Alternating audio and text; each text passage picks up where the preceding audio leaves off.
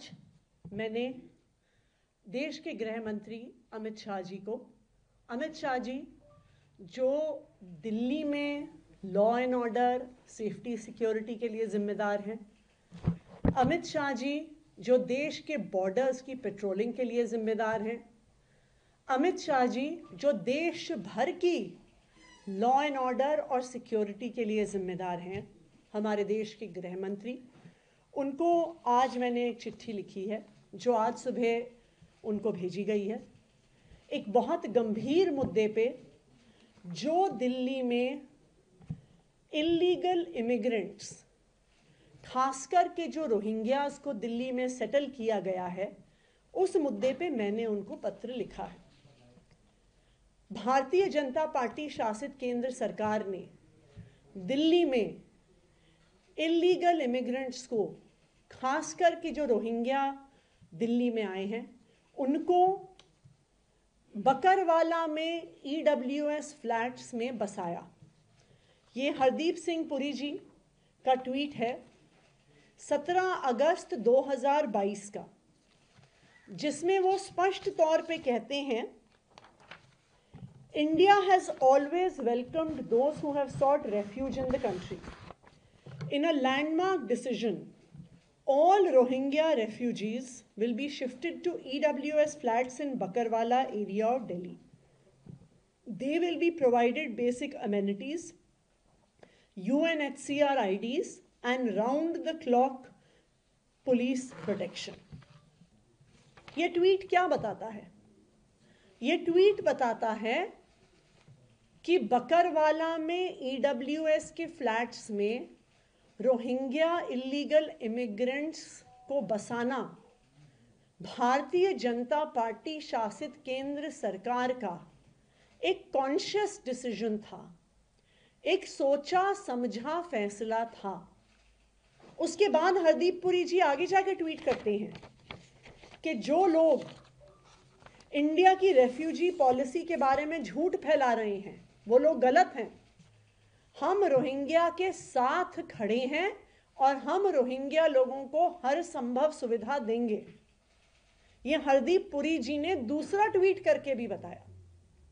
तो ये बिल्कुल साफ है कि दिल्ली में आज अगर अवैध रूप से रोहिंग्या रेफ्यूजी रह रहे हैं तो उनको बसाने वाली भारतीय जनता पार्टी शासित केंद्र सरकार है और उनका सोचा समझा फैसला है।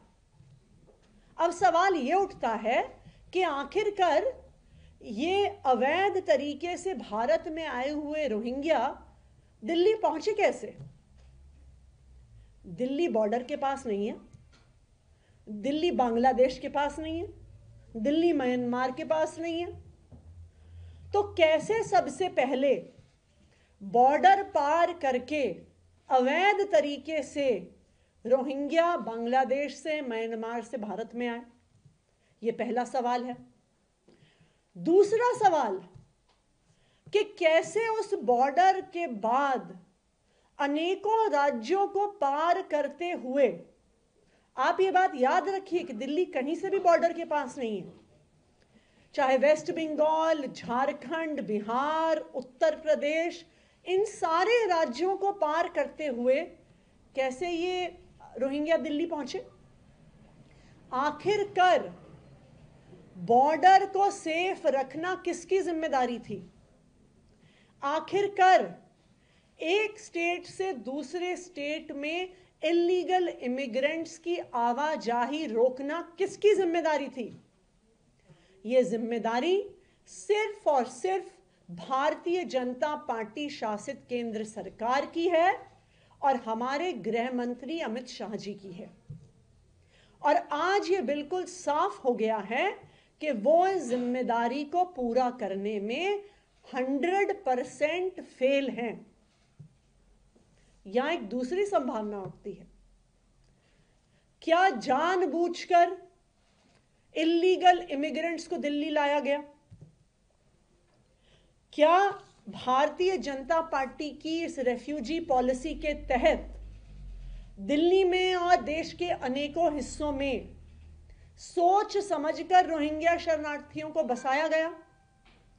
तो आज दिल्ली की मुख्यमंत्री होने के नाते मैं अमित शाह जी से पूछना चाहती हूं।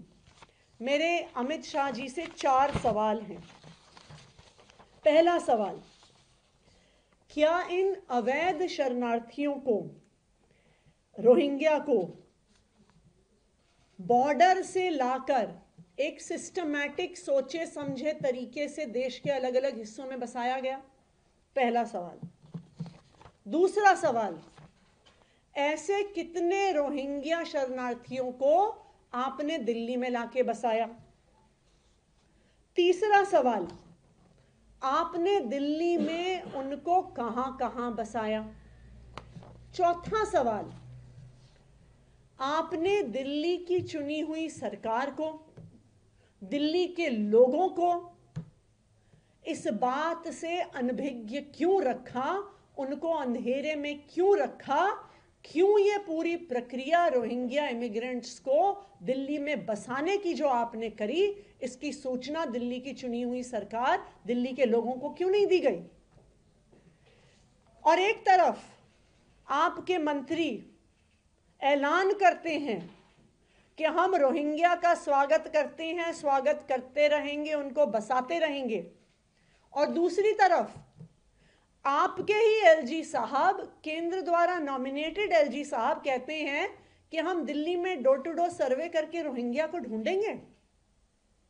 तो अब आप मुझे बताइए, ये दोनों चीजें कैसे हो सकती हैं? मैं अमित शाह जी से कहना चाहती हूं, जिन जिन रोहिंग्या शरणार्थियों को, जिन जिन इलीगल इमिग्रेंट्स को आपने दिल्ली में बसाया है, उसकी पूरी लिस्ट दिल्ली की सरकार को, दिल्ली की पुलिस को, दिल्ली के एलजी साहब को दी जाए। यह बिल्कुल साफ होना चाहिए, सभी दिल्ली वालों को पता होना चाहिए कि कब, कहां और कैसे इनको बसाया गया। दूसरी हमारी डिमांड है कि दिल्ली में इस तरह से किसी भी अवैध शरणार्थियों को दिल्ली की सरकार से पूछे बिना शरण ना दी जाए, उनको ना बसाया जाए, क्योंकि आखिरकार जब आप उनको बकरवाला में फ्लैट देते हैं, वो फ्लैट तो दिल्ली के लोगों के लिए थे। वो ईडब्ल्यूएस के फ्लैट्स झुग्गियों में रहने वाले लोगों को रिहेबिलिटेट करने के लिए थे। तो आप दिल्ली के लोगों का हक छीनकर अवैध शरणार्थियों को, रोहिंग्या लोगों को दे रहे हैं। ऐसे किसी भी अवैध प्रक्रिया को करने से पहले, ऐसा कोई भी निर्णय लेने से पहले, किसी भी अवैध शरणार्थी को दिल्ली में जगह लेने से पहले, आगे मैं चाहूंगी कि दिल्ली की सरकार को पूरी सूचना दी जाए।